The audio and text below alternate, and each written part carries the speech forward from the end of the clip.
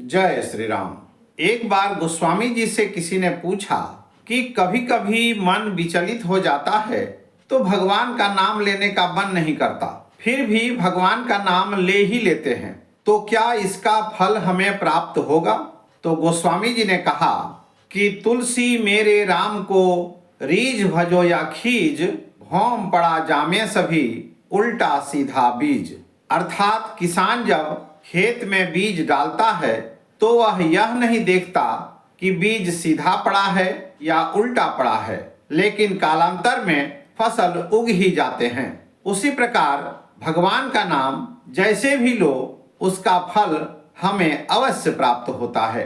लोग अक्सर कहते हैं कि राम नाम टेढ़ो भला, दस्यु रत्नाकर मरा मरा मरा मरा जप करके भगवान श्री राम को पा लिए और वो महर्षि वाल्मीकि हो गए। तो भगवान का नाम, प्रभु श्री राम का नाम कैसे भी लीजिए फल हमें अवश्य प्राप्त होता है।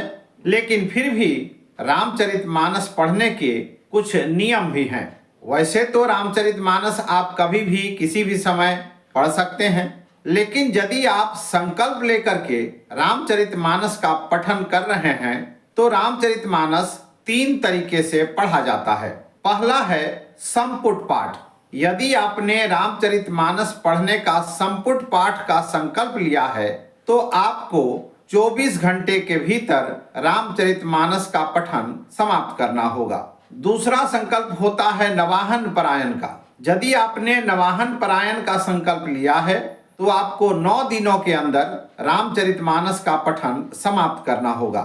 इसका मतलब ये नहीं कि आप 8 ही दिन में खत्म कर दीजिए, 7 ही दिन में खत्म कर दीजिए, ऐसा नहीं है। नवाहन परायण का तात्पर्य है 9 भाग में रामचरितमानस को विभाजित किया गया है और प्रत्येक भाग को 1 दिन में आपको पढ़ना होगा और इस प्रकार 9 दिनों में आपको रामचरितमानस का पठन समाप्त करना होगा। तीसरा संकल्प है मास परायण का। यदि आपने मास परायण का संकल्प लिया है तो 30 दिनों में आपको रामचरितमानस का पठन समाप्त करना होगा। इसमें प्रत्येक दिन 1 मास परायण को समाप्त करना है और 30 दिनों में 30 मास परायण को समाप्त करना है। साथ ही पठन समाप्ति के पश्चात हवन कराना चाहिए। हवन के उपरांत अपने सामर्थ्य के अनुसार ब्राह्मण भोजन, दरिद्र नारायण भोजन या प्रसाद वितरण जरूर करना चाहिए। साथ ही ब्राह्मणों को, दरिद्र नारायण को भोजनोपरांत दक्षिणा भी देना चाहिए। यह जानकारी आपको कैसी लगी कमेंट बॉक्स में जरूर लिखिएगा। जय श्री राम।